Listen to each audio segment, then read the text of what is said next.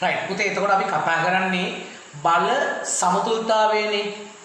ඒ කියන්නේ වස්තුවක් බල යටතේ සමතුලිත වන අවස්ථාව. එහෙම සමතුලිත වෙන්න මොනවද යාට තියෙන්න ඕන අවශ්‍යතාවය? අපි ඒකයි මේ කතා කරන්න යන්නේ. පුතේ වස්තුවක් බල යටතේ සමතුලිතතාවයේදී මම 10 ශ්‍රේණියේ ඔයාට කරන්නේ අවස්ථා කීපයක්. මොකද අපි සිලබස් එකේ තියෙන අවස්ථා 3යි. බල දෙකක් යටතේ වස්තුවක සමතුලිතතාවය, ඊළඟ ඒකතලීය සමාන්තර බල තුනක් යටතේ වස්තුවක සමතුලිතතාවය, ඒකතලීය සමාන්තර නොවන බල තුනක් යටතේ සමතුලිතතාවය. හරිම ලේසි පාඩමක් පුතේ. පළවෙනි අවස්ථාව ගන්නම්. බල දෙකක් යටතේ සමතුලිත වෙන්න මොනවද තියෙන්න අවශ්‍යතාව? මෙන්න පුතේ වස්තුව දැන් මෙයාට තියෙන බල දෙකයි.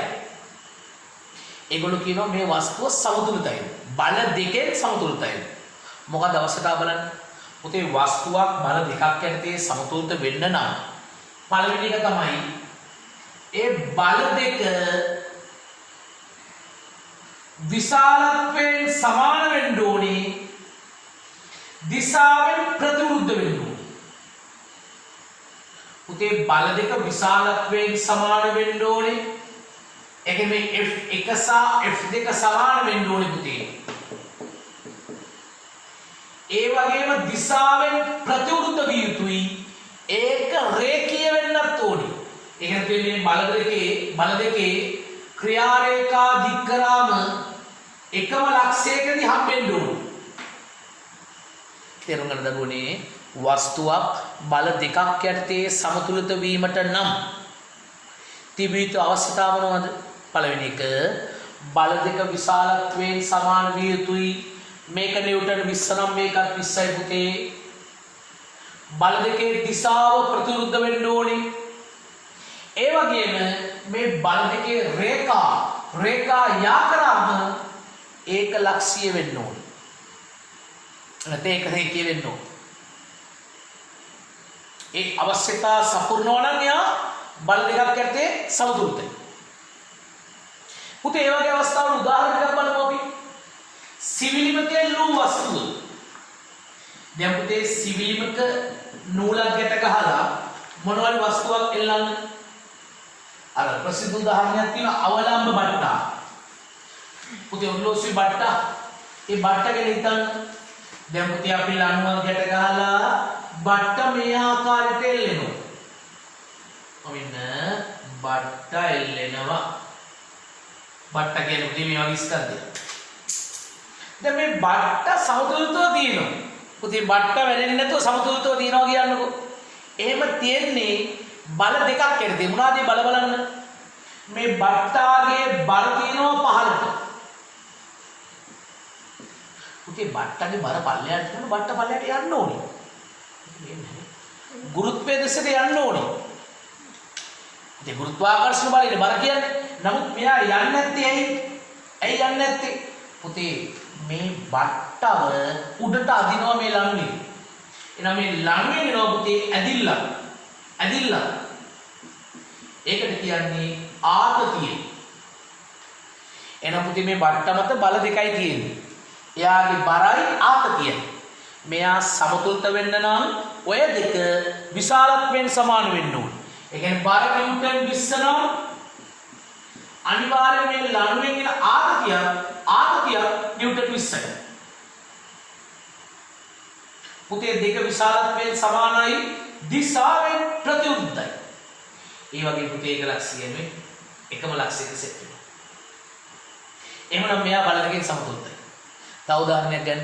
මේසයක් මත තැබූ වස්තුව. පුතේ ඔන්න මගේ වස්තුව මේසයක් උඩ තියෙනවා. මෙන්න පුතේ මේසේ උඩ මගේ වස්තුව තියෙනවා. දැන් පුතේ මෙයා මත ක්‍රියා කරන බල බලන්න. මොනවාද තියෙන්නේ? මෙයාගේ බර තියෙනවා 15ට. පුතේ මේ වස්තුවගේ බර 15ට. ඉතින් බර 15ට තියෙනකොට මෙයා පල්ලයට යන්න ඕනේ. ඇයි යන්නේ නැත්තේ? මේසෙන් උඩට දෙනවා බලයක්. ඒකට කියන්නේ පුතේ ප්‍රතික්‍රියා බලය. ඒක ලම්බක නිසා අභිලම්බ ප්‍රතික්‍රියා බලය කියනවා. එහෙනම් දරුවනේ මේ වස්තුවේ 15ට බර මේසෙන් එනවා උඩට බලයක් වස්තුව මත. ඒකට කියන්නේ පුතේ ප්‍රතික්‍රියා බලය. එතකොට මේ බර නිව්ටන් 40 නම් ප්‍රතික්‍රියාවක් නිව්ටන් 40යි. ඒ කියන්නේ පුතේ මේ බල දෙක විශාලත්වයෙන් සමානයි, දිශාවෙන් ප්‍රතිවිරුද්ධයි, ඒකලක්ෂීයයි. එහෙනම් පුතේ මෙයා බල දෙකක් යටතේ සමතුලිත වෙලා. දරුවනේ තව ඒ වගේ උදාහරණයක් ගන්න පුතේ. ඔයා තනි අතින් එල්ලිලා ඉන්නවා. තනි අතින් ඔයා එල්ලුනොත් බාල්කෙක. එතකොට පුතේ අතෙන් එනවා ඇදිල්ලක්, පල්ලෙහාට එනවා වගේ බර. ඒතර බල දෙකයි. එකක් ඉහළට අනික පහළට. අපේ එතනදී ඒ බල දෙක ඒකලක්ෂී වෙන්න ඕනේ ඈ. ඒ කියනවා තනි අතින් එල්ලනකොට මෙහෙම එල්ලලා ඉන්න බෑ පුතේ. ඔයා එල්ලෙද්දි මෙහෙම වෙනවා. ඒ කියන්නේ ඔයාගේ බර ක්‍රියා කරන නාභියෙන් බුරියෙන්. සාමාන්‍ය පුතේ අපේ බර ක්‍රියා කරන අපේ නාභියෙන්. ඒකනේ චූටි කාලේ ඔයා අම්මගේ ගර්භාෂය ඇතුළේ ඉන්නකොට ඔයයි අම්මයි නාභියෙන් සම්බන්ධ උනේ. ඒ කියන්නේ අපේ ස්කන්ධය හැදෙනකොට අපේ බර ක්‍රියා කරන ලක්ෂ්‍ය වෙන්නේ අපේ නාභිය. ඒකට කියන්නේ ගුරුත්ව කේන්ද්‍රය. කෙනෙක්ගේ බර ක්‍රියා කරන ලක්ෂ්‍ය කියන්නේ ගුරුත්ව කේන්ද්‍රය. මම පාඩම අවසානයේ කරනවා. ඒකාකාර වස්තුවක් නම් එයාගේ ගුරුත්ව කේන්ද්‍රය හරි මැද වෙන්න පුළුවන්. ඒකාකාර දණ්ඩක පුතේ හරි මැද. ඒකාකාර තැටියක මැද. සමහරක් ඒ වෙනස් වෙනවා. විෂමාකාර වස්තුන්ගේ. දැන් අපි විෂමාකාරයිනේ. අපි ඒකාකාර නෙවෙයිනේ. ඒතර අපේ ගුරුත්ව කේන්ද්‍රයනේ නාභියට. ඒ කියන්නේ ඔයාට කාවරි කොක්කේ එල්ලන්න ඕන නම්, පුතේ බාල්කෙක එල්ලන්න ඕන නම් එයා බැලන්ස් එකේ තියන්න නාභියට තමයි දාන්න ඕනේ කොක්ක. මොකද අපේ බර කියන්නේ නාභිය. ඒ වගේ පුතේ අපි තනි අතින් එල්ලෙනකොට අපි බැලන්ස් වෙන්නේ මෙහෙම. කියන අපේ අත සහ නාභිය ඒක රේඛීය වෙන්න ඕනේ. ඒතර බල දෙකයි. ඔයා තනි කකුලෙන් හිට ගන්න අවස්ථාවක් ගන්න. දැන් පුතේ කකුල් දෙක හිටයිද මෙහෙම ඉන්නවනේ. තනි කකුලෙන් හිට ගන්නකොට ඔයාගේ බල දෙකයි. එකක් පුතේ කකුලෙන් පොළවයි ගෑවිලා තිනකොට පොළවෙන් එන උඩට ප්‍රතික්‍රියාවක්. පල්ලෙහාට ඔයාගේ නාභියෙන් බර එනවා. ඒතර අර හිටගෙන ඉන්න කකුලයි කියන්නේ පොළොවට ගෑවිච්ච යටිපතුලයි ඔයාගේ නාභියයි කෙලින් ඉන්න ඕනේ. ඒ කියන්නේ තනි කකුලෙන් හිට ගත්තොත් මෙහෙම හිට ගන්න බෑනේ. ඔයා තනි කකුලෙන් හිට ගන්නකොට මෙහෙම වෙනවා. ඒතර ඔයාගේ අර පොළොවට ගෑවිච්ච කකුලයි ඔයාගේ නාභියයි තනි කෙලින් සෙට් වෙනවා. එහෙම නැත්නම් පුතේ තනි කකුලෙන් හිට ගන්න බෑ. ඒ කියන්නේ වස්තුවක් බල දෙකක් යටතේ සමතුලිත වෙන්න නම් බල දෙක විශාලත්වයෙන් සමාන වෙන්න ඕනේ. දිශාවෙන් ප්‍රතිවිරුද්ධ වෙන්න ඕනේ. ඒකලක්ෂීය වෙන්නත් ඕනේ. පුතේ නෝට් එක පොඩක් කියවගමු. අපි නෝට් එක පොඩක් කියවගමු පුතේ. බලන්න. බල දෙකක් යටතේ වස්තුවක් සමතුලිත වීමට නම් බලන්න මොනවද තියෙන්නේ? බල දෙක විශාලත්වයෙන් සමාන විය යුතුයි. බල දෙක විශාලත්වයෙන් සමාන විය යුතුයි. බල දෙක දිශාවෙන් ප්‍රතිවිරුද්ධ විය යුතුයි. බල දෙක එකම රේඛාවක් දිගේ ක්‍රියා කළ යුතුයි. බල දෙක විශාලත්වයෙන් සමානයි, දිශාවෙන් ප්‍රතිවිරුද්ධයි, එකම රේඛාවක් ක්‍රියා කළ යුතුයි. පුතේ ඒ ටික හයිලයිට් කරන්න. ඒ ටික හයිලයිට් කරන්න. හරි. පුතේ බලන්න ඊළඟ එක. දරුවනේ ඊළඟට තියෙනවා පුතේ බල දෙකක් යටතේ වස්තුවක් සමතුලිත වන අවස්ථාව. බලන්න පළවෙනි උදාහරණය මේසයක් මත තැබූ වස්තුව. පුතේ එයාට පල්ලෙයාට බර උඩට එනවා මේසෙන් ප්‍රතික්‍රියාව. තන්තුවකින් එල්ලූ වස්තුව පල්ලෙයාට බර දරුවෝ උඩට ආතතිය. සමතුලිත නම් ඒ ආතතිය සහ බර සමාන වෙන්න ඕන. පුතේ තුන්වෙනි උදාහරණය ලියන්න. තව එකක්. තුන්වෙනි උදාහරණය තනි කකුලෙන් සිටගත් ළමයා. තනි කකුලෙන් සිටගත් ළමයා. ඒතර පල්ලෙයාට බර තියෙන උඩට ප්‍රතික්‍රියාව වෙනවා. තනි කකුලෙන් සිටගත් ළමයා.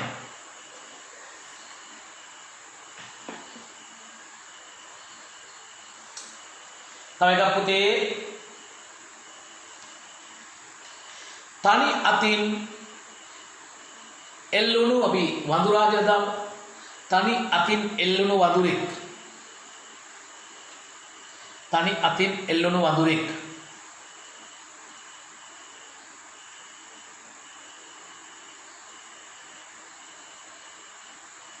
හරි ලේසි පාඩම පුතේ. යන්න ඊළඟට ඒකතල සමාන්තර බල තුනක් යටතේ සමතුලිතතාවය. ඒකතල සමාන්තර බල තුනක්.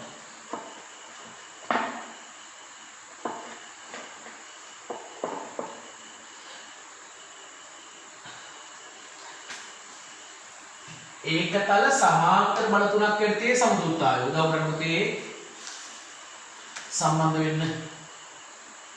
දරුවනේ වස්තුවක් තියෙනවා. එයාට බල තුනක් තියෙනවා පුතේ. කොයි වගේද? ඒකතලීයයි. ඒකතලීය සමාන්තර බල තුනක්. එයා ඒ බල තුන යටතේ සමතුලිතයි. මොනවද තියෙන අවශ්‍යතාව බලන්න. මෙන්න පුතේ වස්තුව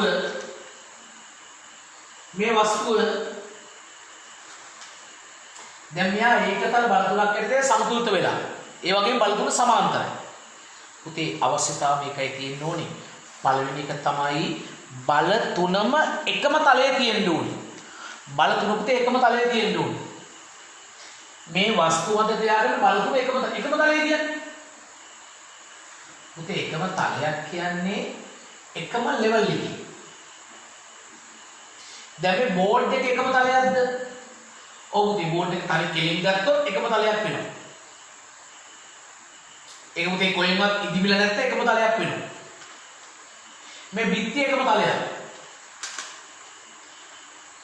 ඒකේ ලෙවල් වෙන්න ඕන පුතේ නැත්නම් තලයක් වෙන්නේ නැහැ. පොළව එකම තලයක්. එකම තලයක් කියන්නේ මේ වගේ කියන්නේ එක සමතලයි වගේ අදහස. දැන් පුතේ එකම තලයේ තියෙනකොට දැන් මෙහෙමයි. දැන් මෙයා මෙහෙම තියෙනකොට මෙයා පුතේ මෙහෙම එනවා නම් එකම තලයකට මෙයාගෙන් මෙයා වැහෙනවා. මෙයාගෙන් මෙයා වැහෙනවා. ඊළඟ තව එක්කෙනෙක් ආවොත් ඒ තලයටම මේ දෙන්නවම අර තුන්වෙනියගෙන් වැහෙන්න ඕනේ. ඒක තමයි එකම තලය කියන්නේ. හරිද? දරුවනේ එහෙනම් ඒකතලීය කියන්නේ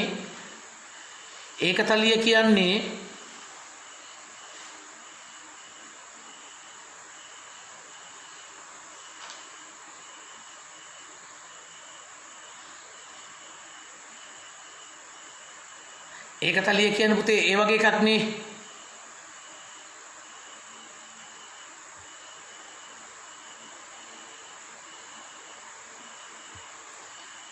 එතකොට දරුවෝ ඒ කියන්නේ එකම තලයේ තියෙන බ්ලොක් කරේ. වැඩක් නෑ මොකද සිත් කරනවා. එතකොට පුතේ මේ වගේ. එතකොට දරුවනේ අපේ පළවෙනිම අවශ්‍යතාවය තමයි මේ වගේ වස්තුවක් තියෙනකොට මෙයා පුතේ සමාන්තර බල තුනෙන් බැලන්ස් වෙනවා නම් පළවෙනි එකේ බල තුනම එකම තලයේ තියෙන්න ඕනේ. දරුවෝ එකම තලයේ තියෙනවා නම් අපිට එකම බෝඩ් එකේ අඳින්නත් පුළුවන්. බෝඩ් එකේ එකම තලයක් නේ. එකම බෝඩ් එකේ අඳින්න පුළුවන් තත්ත්වෙට තියෙන්න ඕනේ. බෝඩ් එකේ අඳින්න පුළුවන් තත්ත්වෙට තියෙන්න ඕනේ. ඒ වගේම පුතේ බල දෙකක නිසා තුන්වන බලයට විරුද්ධ වෙන්නත් ඕනේ. ඒ කියන්නේ බල දෙකක් ඉහළට නම් තුන්වන බලය පහළට වෙන්න ඕනේ. පුතේ බල දෙකක් ඉහළට නම් තුන්වන බලය පහළට වෙන්න ඕනේ. ඒ වගේම දරුවෝ අනිත් එක තමයි මේ බල දෙකක තනි බලය. පුතේ මේ බල දෙකේ සම්ප්‍රයුක්ත බලය. කියන්නේ මේ දෙන්නට වඩා තනි බලය තුන්වන බලයට විශාලත්වයෙන් සමාන වෙන්න ඕනේ. දිශාවෙන් ප්‍රතිවිරුද්ධ වෙන්න ඕනේ. ඒකලක්ෂී වෙන්න ඕනේ. තේරුණා පුතේ? මේකයි කතන්දරේ. වස්තුවක් ඒකතල සමාන්තර බල තුනක් යටතේ සමතුලිත වෙන්න නම් මොනවාද අවශ්‍යතා? පළවෙනි එක මේ බල තුනම එකම තලයේ තියෙන්න ඕනේ. ඊළඟට බල දෙකක සම්ප්‍රයුක්තය. කියන්නේ මේ බල දෙකේ තනි බලය පුතේ මේ වෙලාවේ බල දෙකේ තනි බලය කීයද? F1යි F2යි එකතු කරන්න. පුතේ මේ දෙකේ තනි බලය තනි බලය F1 ධන F2 නේ. ඒ දෙකේ එකතුව මෙන්න මේ තුන්වන බලයට විශාලත්වයෙන් සමාන වෙන්න ඕනේ. ඒ කියන්නේ F3 සමාන වෙන්න ඕනේ F1 ධන F2ට. ඒ වගේම පුතේ අර බල දෙකේ තනි බලයේ මේ සංප්‍රයුක්තය තුන්වෙනියට දිශාවෙන් විරුද්ධ වෙන්න ඕනේ. ඒක ලක්ෂ්‍ය වෙන්නත් ඕනේ. හරිම ලේසි පුතේ. සමාන්තර බල තුනක් ඇත්තේ සමතුලිත වුණාද අවශ්‍යතා බල තුන එකම තලයේ තියෙන්න ඕනේ. බල දෙකක සංප්‍රයුක්තය. පුතේ බල දෙක වෙනුවට දාන තනියෙක් කෙනා තුන්වන බලයට විශාලත්වයෙන් සමානයි. කරේ මොකද්ද? බල තුන බල දෙකකට සුළු කරා. මේ දෙන්නගේ තනියක F1 ධන F2 නේ. එහෙනම් ඒ F1 ධන F2 කියන සංප්‍රයුක්තය තුන්වන බලයට සයිස් එකෙන් සමාන වෙන්න ඕනේ. පුතේ දිශාවෙන් ප්‍රතිවිරුද්ධ වෙන්න ඕනේ. ඒක ලක්ෂ්‍ය වෙන්න ඕනේ. ඔකේ ඉලක්කම් දාලා පෙන්නොත් පුතේ වාටික වැඩිපුර තේරෙයි. උදාහරණයක් ගන්න මේ විදිහට පුතේ අපි තු මේ බලය නිව්ටන් 10යි කියලා මේක 20යි කියලා. එහෙමනම් මේ බල දෙකේ තනි බලය කීයද? 20යි 10යි 30යි නේ. සංප්‍රයුක්තය 30 නේ. එහෙනම් තුන්වන බලයට ඒක සමාන වෙන්න ඕනේ. ඒ කියන්නේ මේ බලය 10යි මේක 20 නම් මේක අනිවාර්ය වෙන්න ඕනේ. ඇයි? බල දෙකක සංප්‍රයුක්තය තුන්වන බලයට විශාලත්වයෙන් සමානයි. දිශාවෙන් ප්‍රතිවිරුද්ධයි. ඒක ලක්ෂ්‍ය වෙන්නත් ඕනේ. පුතේ මේ වගේ අවස්ථා මොනවද ප්‍රැක්ටිකලි? මේව සමාන්තර ඒකතල බල තුනකින් සමතුලිත වෙන අවස්ථා මොනවද? බලමු පුතේ මොනවද මේ වගේ අවස්ථා කියන්නේ? මෙන්න දරුවනේ මේ වගේ අවස්ථා තරාදිය. අර පුතේ සාමාන්‍ය තුලාවක් තියෙන සාමාන්‍ය තරාදිය.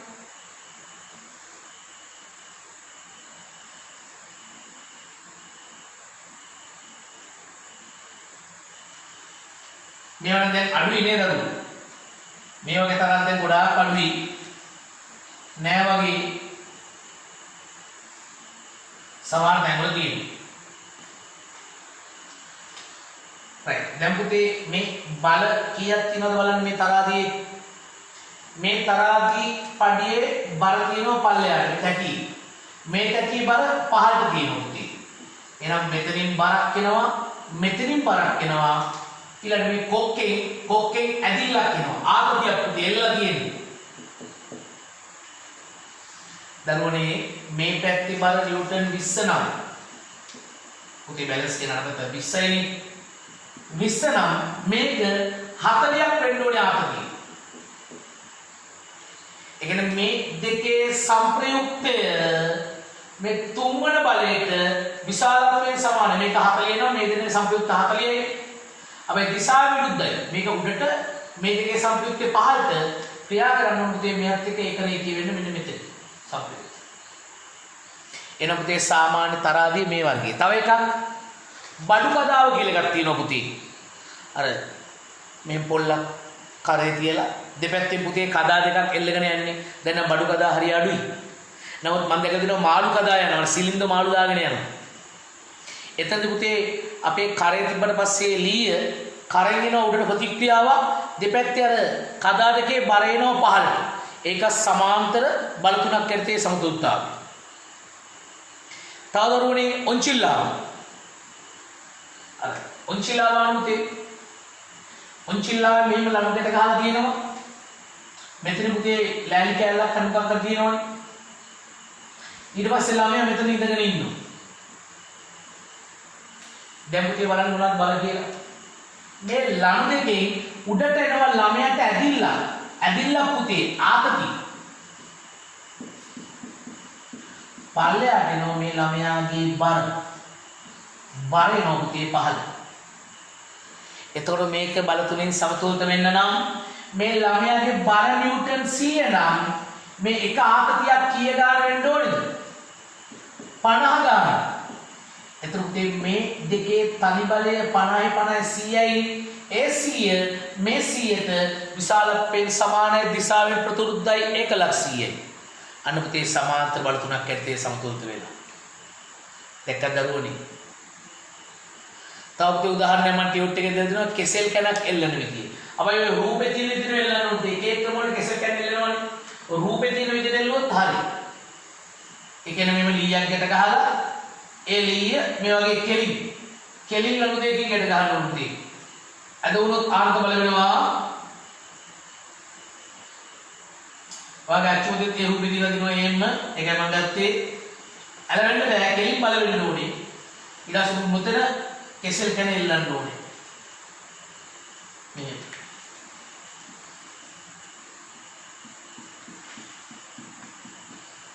දැන් පල්ලෙහාට දිනවා කෙල් කැනේ බර. එයාගේ බර මේලනුවෙන් එනවා ඇදිල්ලක් මේලනුවෙන් එනවා පුතේ ඇදිල්ලක් ආපු දෙකයි. එහෙනම් දරුවෝ ඒ තමයි සමාන්තර ඒකතල බල තුනක් ඇත්තේ සමතුලිතතාවය. පුතේ කියව ගන්න එක. හරිද?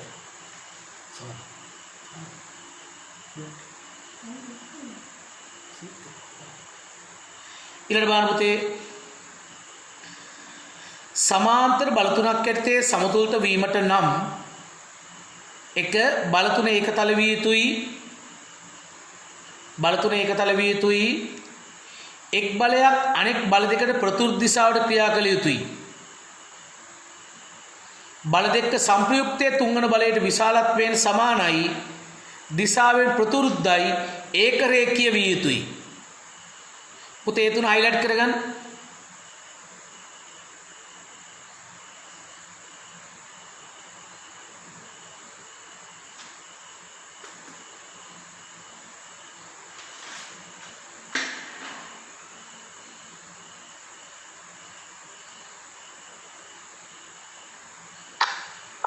හයිලයිට් කරන්න කිව්වේ මොකද්ද? අර වාක්‍ය තුන පුතේ. බල තුන ඒකතල විය යුතුයි.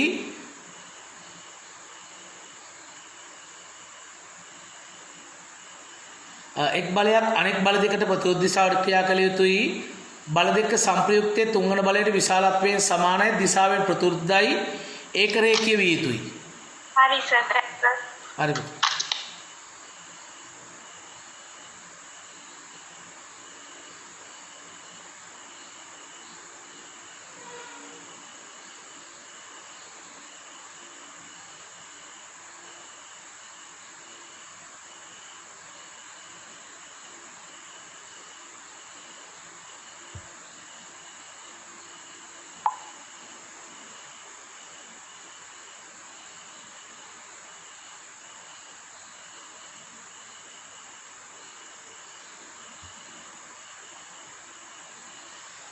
බලන්න පුතේ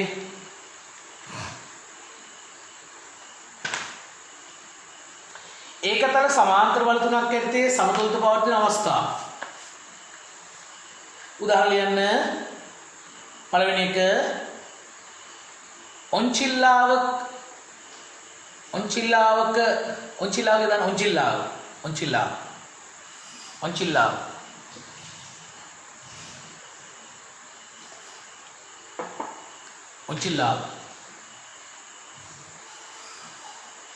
තව එකක් ලියන්න පුතේ සාමාන්‍ය තරාදිය. අර මේ ෆෝමැට් එක සාමාන්‍ය තරාදිය. සාමාන්‍ය තරාදිය.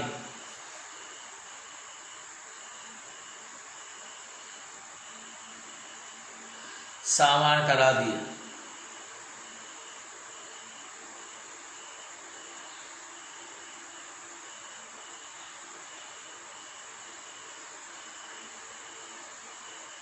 සාමාන්‍ය තරාදිය.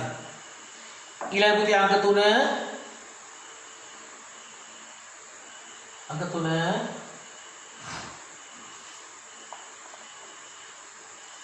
රූපේ පරිදි එල්ව ඇති කෙසෙල් කැන.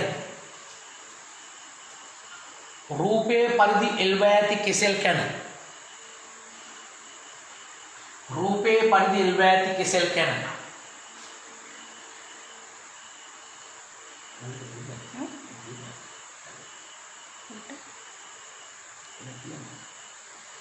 ඊළඟ අංක 4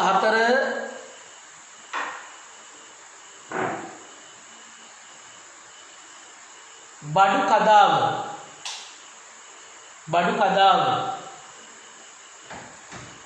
බඩු කදාව.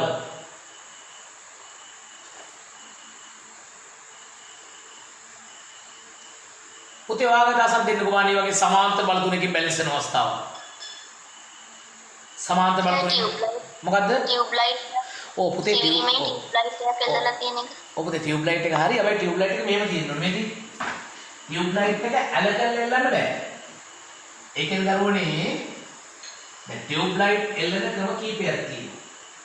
ටියුබ් ලයිට් එක කියන්නේ මේ දිග ලයිට් එකනේ.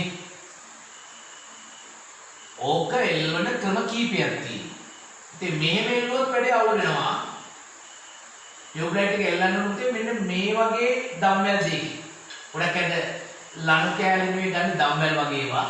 ඒතර මෙහෙට තියෙනවා පුතේ ඇදිල්ලා ආගති පල්ලයට බලතියි. එතකොට හරියි. එන ලියන්න දරුවෝ මෙහෙම ඔය ටියුබ් ලයිට් එක සිංහලෙන් කියන්නේ ප්‍රතිදීප්ත පහන කියලා. එහෙනම් මෙහෙම ලියන්න. සිරස් කෙලි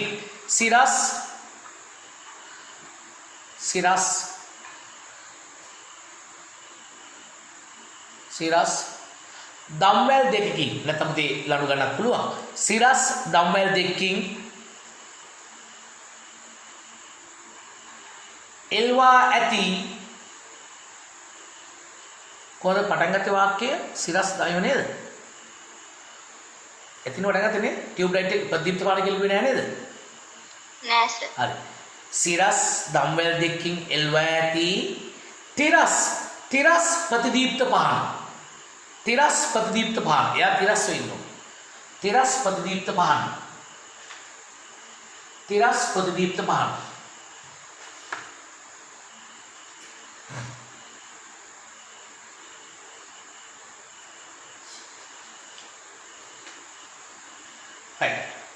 එච්චරනේ පුතේ උදාහරණ.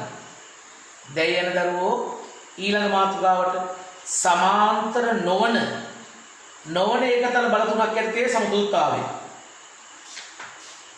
පුතේ බලමු අපි ඒක සමාන්තර නොවන ඒකතල බල තුනක් ඇත්තේ සමතුලිතතාවය. එන්න දරුවනේ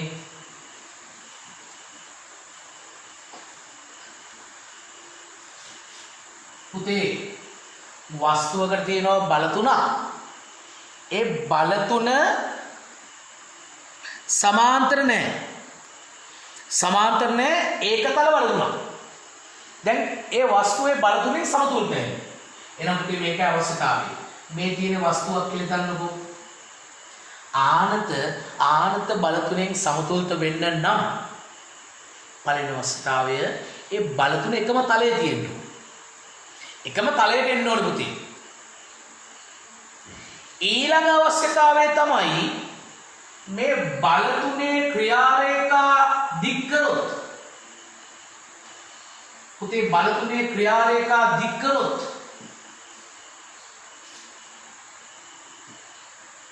මෙහෙම දික් කරොත්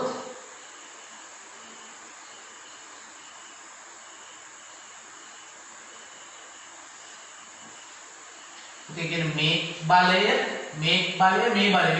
මේක F1 බලය කියන්නේ F2 බලය කියන්නේ F3 බලය කියන්නේ මේ තුන දික් කරාම ඒක ලක්ෂ්‍ය වෙන්න ඕනේ. එහෙනම් දරුවනේ මොනවද තියෙන්න ඕනේ අවශ්‍යතාව බලන්න. මොනවද තියෙන්න ඕනේ අවශ්‍යතාව බලන්න. පළවෙනි අවශ්‍යතාවය බල තුනම එකම තලයේ තියෙන්න ඕනේ. ඊළඟ පුතේ මේ බල තුනේම ක්‍රියාරේඛා ඒක ලක්ෂ්‍ය වෙන්න ඕනේ.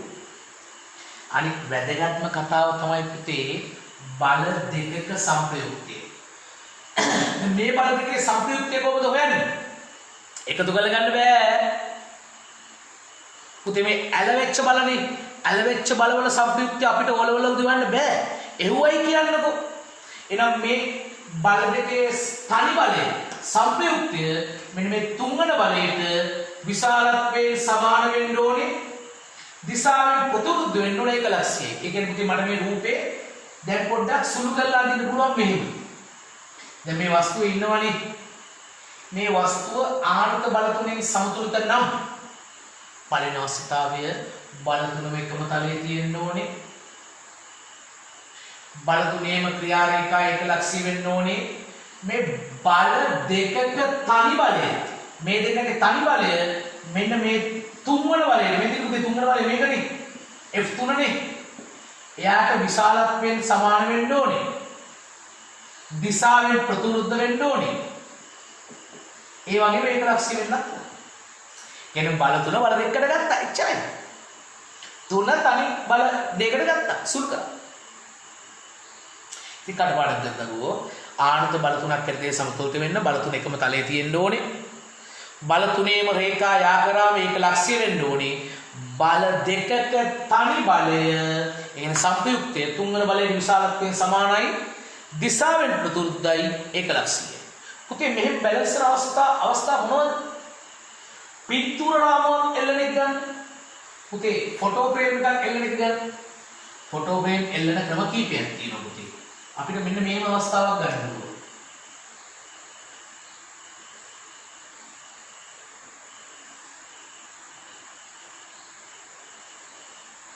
දැන් දරුවනේ මේ පැත්තෙන් එනවා ඇදිල්ලක් මෙහෙන් එනවා ඇදිල්ලක් පුතේ ආකති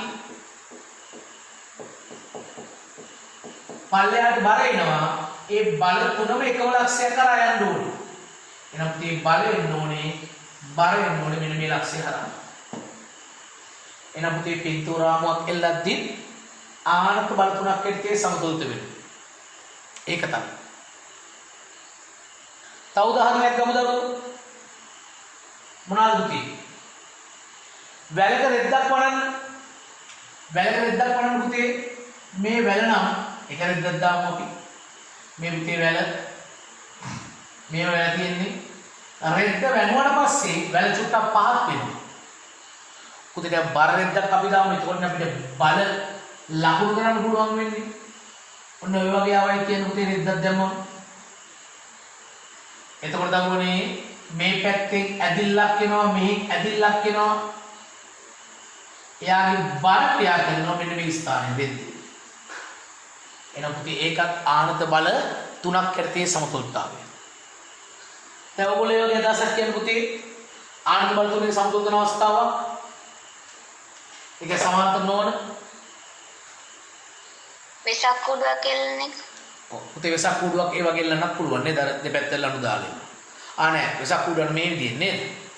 ඔව් ඒකත් අන්න මුදේ වෙසක් කූඩුව අපි තුන් මෙහෙම තියනවා කියලා ෆ්‍රේම් එක යාගේ. හරි.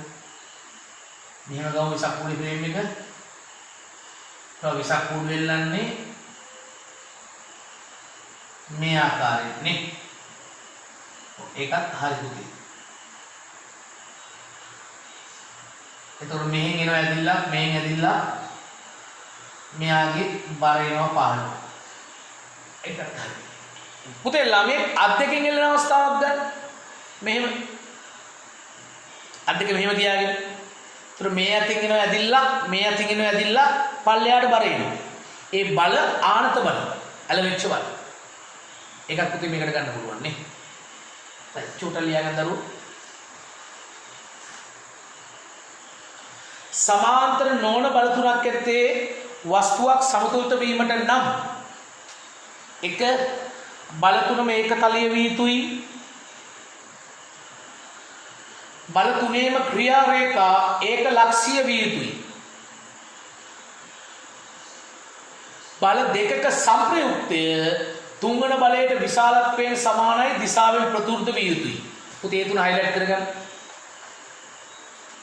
ඒ තුන හයිලයිට් කරගන්න දරුවෝ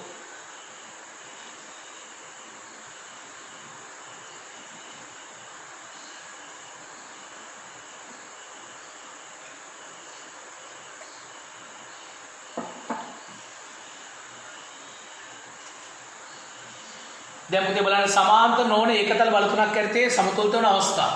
එහෙම අවස්ථාව ලියන්න දරුවනේ පින්තූර රාමුවක් එල්වීම උදාහරණ පිටුවංග 62 පින්තූර රාමුවක් එල්වීම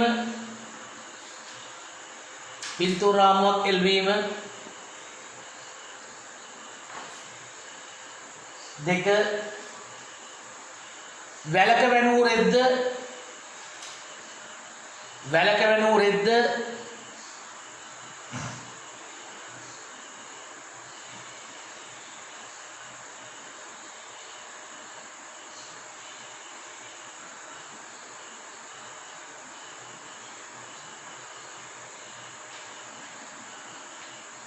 එක්ක ගන්න පුළුවන් ළමෙක් අත් දෙකෙන් එල්ලීම නැත්නම් අරයා කිව්වේ වෙසක් කූඩුවක් එල්ලා තිබි.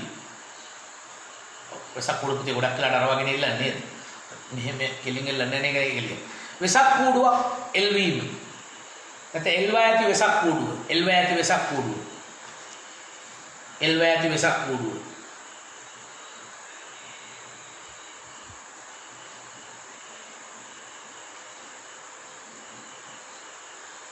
එල්වා ඇති වෙසක් කූඩුව.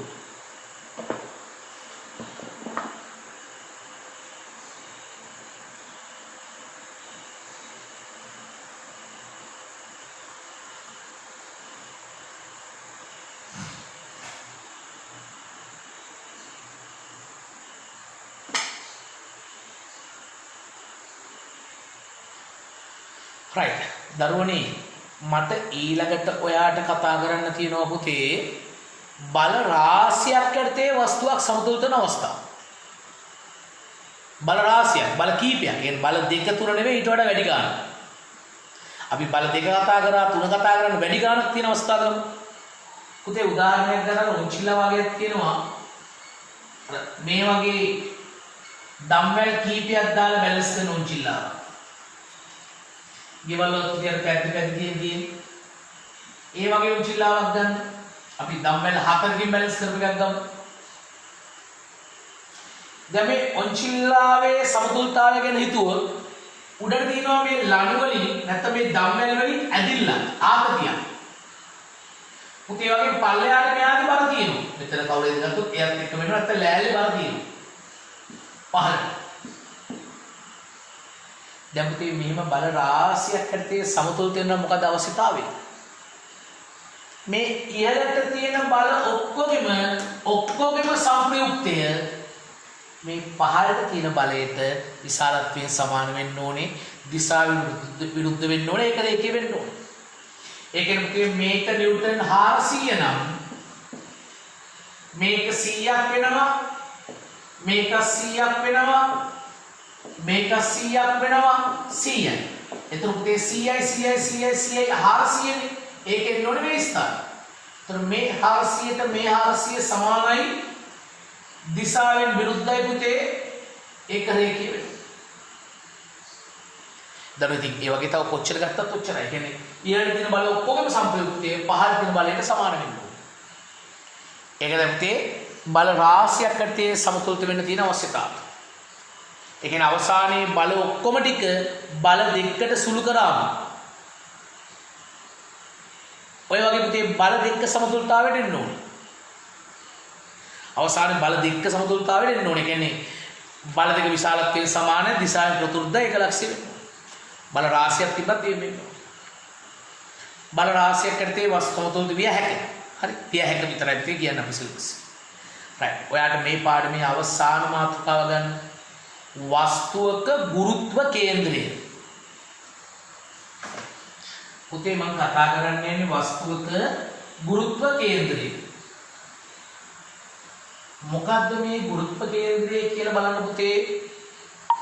ගුරුත්ව කේන්ද්‍රය කියන්නේ යම්කිසි වස්තුවක බර ක්‍රියා කරන ලක්ෂය.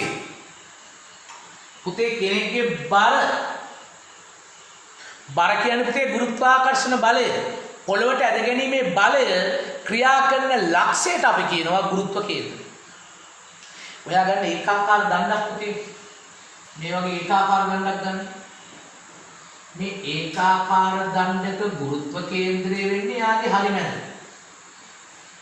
පුතේ ඒකාකාර දණ්ඩක හරි මැදින් තමයි බර ක්‍රියා කරන්නේ. එහෙනම් ඒ ලක්ෂයට කියනවා පුතේ ගුරුත්ව කේන්ද්‍රය. අපි G කියලා දාමු.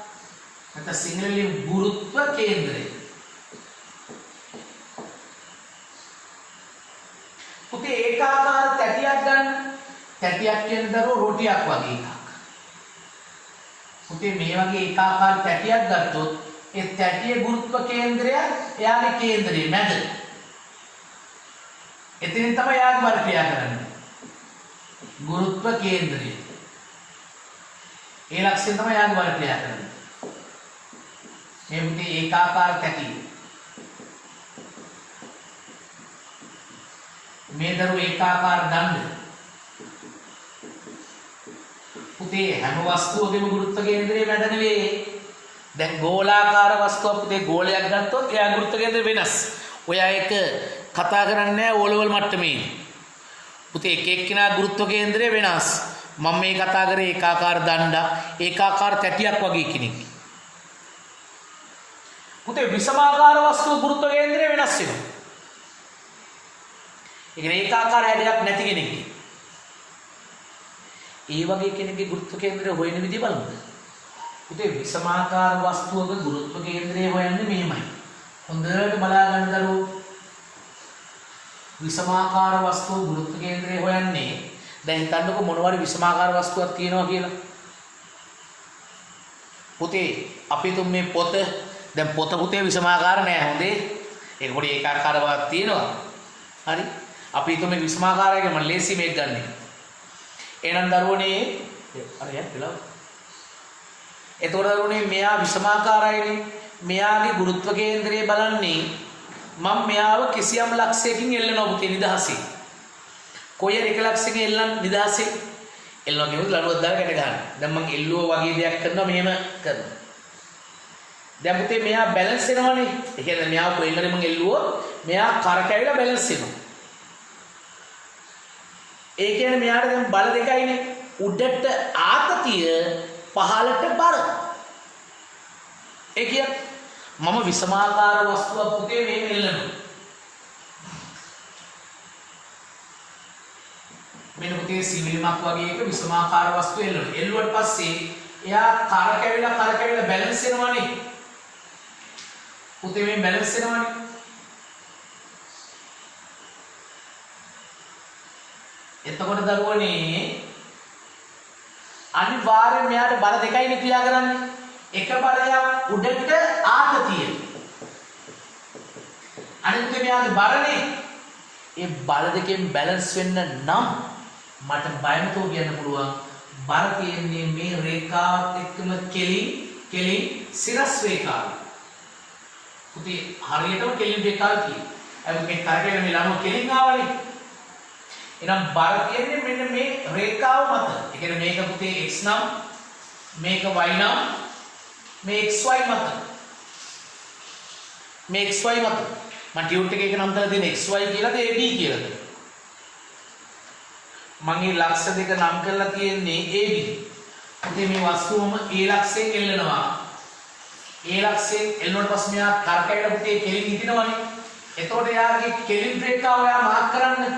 මේ වස්තුව මත කෙලින් රේඛාව මාක් කරන්න. අනිවාර්යෙන් බර තියෙනවා මේ ab මත. දැන් ඒ වස්තුවම තවත් පැනකින් එල්ලන්න. ඉතින් යාම මේ හැලින් එල්ලන්න. මම යාවම අදින්න යාම ඇදෙයිද දන්නේ නැහැ උදේ. මම උඩරිම try කරනවා යාවම අදින්න. බලන්න යාවම ඇදෙයිද මන් දන්නේ නැහැ. ඒ වස්තුවමයි කියලා උපකල්පනය කරන්න. මම තේ කලින් එල්ලුවේ මෙන්න මේ ස්ථානයෙන් A වලින් එතකොට මට කෙලින් ආපු රේඛාව මේක AB. සර් කැඩි යන්නේ සර්. දැන් හරිද පුතේ? දැන් හරිද? හරිද? හරි සර්. හරි. පුතේ මම කලින් එල්ලුවේ A ලක්ෂයෙන්නේ. A ලක්ෂය තමයි මේ තියෙන්නේ. එතකොට කෙලින් ආපු රේඛාවේ තියෙන ලක්ෂය තමයි B. දැන් මම යාව එල්ලනවා වෙනත් ලක්ෂයකින් x කියලා ලක්ෂයකින්. දැන් පුතේ එයා කෙලින් හිටින්නේ මෙන්න මෙහෙම. ඉතින් මෙයා කරකැවෙන පුතේ කෙලින් හිටිනවනේ. කෙලින් හිටිනවනේ කොහොමද? එතකොටත් එයාගේ සිරස් රේඛාව මාක් කරන්න කෙලින් රේඛාව. එතකොට මට කියන්න පුළුවන් දැන් මෙයාගේ මෙතනින් ආතතියක් තියෙනවා ඇදිලා. පල්ලෙහාට පුතේ බර තියෙනවනේ. ඒ බර තියෙන්න ඕනේ මෙන්න මේ x y රේඛාව මත. මොකක්ද මේ කතාව? මම කලින් කිව්වා බර තියෙන්න ඕනේ AB රේඛාව. දැන් කියනවා XY රේඛාව. එහෙනම් මගේ අවසාන නිගමනය මොකද්ද? ඔය රේඛා දෙක මතම බර තියෙනවා. ඒක නම් මේ වස්තුවේ බර ක්‍රියා කරන්නේ AB රේඛාව මත සහ XY රේඛාව. දෙකේම කියන්නේ ඒ දෙදෙනාගේ ඡේදන ලක්ෂය. පුතේ ලයින් දෙකේ ඡේද ලක්ෂය. එහෙනම් මෙතන තමයි පුතේ වර්ගය කරන්නේ. මේක තමයි ගුරුත්ව කේන්ද්‍රය. චූට්ටක් ඉන්න දරුවනේ පොඩක් ඉන්න පුතේ ඒකට G කියලා අපි දානවා. ඒකට මෙතෙන් තමයි බල තියෙන්නේ ඈ. පොඩ්ඩක් ඉන්න මම වාඩි මෙහෙම කියන්නම්.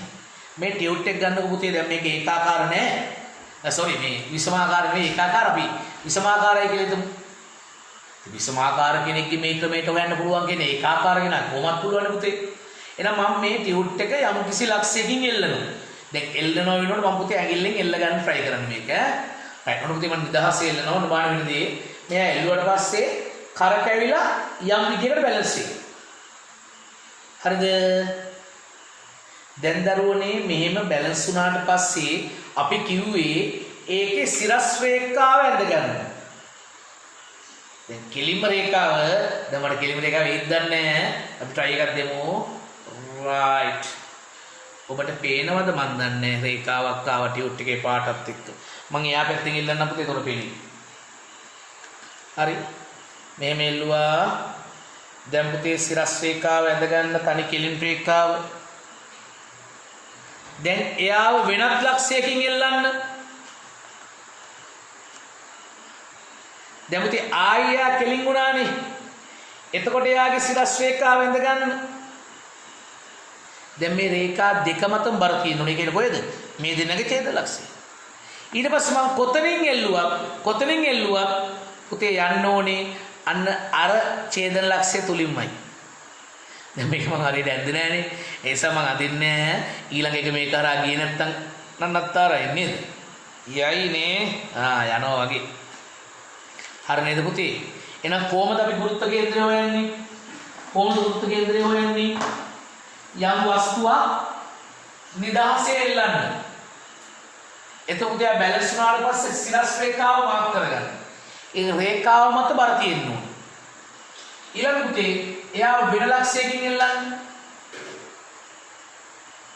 ඒතර ඒ රේඛාව මත බර තියෙන්න ඕනේ. එන අවසාන පුතේ බර තියෙන්නේ කොහෙද? ඒ දෙකේම ඡේදන ලක්ෂය. ඒක තමයි පුතේ ගුරුත්ව කේන්ද්‍රය කියන්නේ. චූට්ටක් දරුවෝ විස්තරය ලියාගමු අපි. ලියන්න පුතේ. ඊට රූපයේ පරිදි වස්තුව ඒ ලක්ෂයෙන් එල්වා සමතුලිත කරන්න. දැන් මේ ලක්ෂයේ සිරස් රේඛාව ඇඳ ගන්න. ඒ AB ලෙස නම් කරන්න. මෙම AB රේඛාව මත බර ක්‍රියා කළ යුතුය. දැන් මෙම වස්තුව වෙනත් x ලක්ෂයකින් එල්වන්න. එවිට සමතුලිත විට xc සිරස් රේඛාව xy අඳින්න. එම xy මතද බර ක්‍රියා කළ යුතුය. එනම් බර AB රේඛාව සහ xy රේඛාව මත විය යුතුය. AB සහ xy ඡේදන ලක්ෂය ගුරුත්ව කේන්ද්‍රයයි. පුතේ දෙකේ ඡේදන ලක්ෂය තමයි ගුරුත්ව කේන්ද්‍රය. දරුවනේ චූට්ටක් මේ රූපේ අඳින්න ඕනේ මෙතන. ඊට කලින් යටි වාක්‍යය ලියන්න පුතේ. යටි වාක්‍යය ලියන්න තරුවක් දාලා යටි වාක්‍යය ලියන්න. මිනිසාගේ ගුරුත්ව කේන්ද්‍රය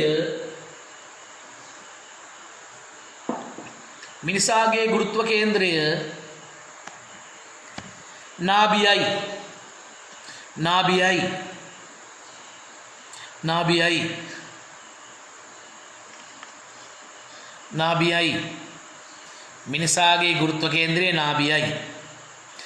හරි පුතේ. දැන් ඔය රූප දෙක ඇඳ ගන්න. එතනින් මේ පාඩම ඉවරයි දරුවෝ. ඔය රූප දෙක ඇඳ ගන්න.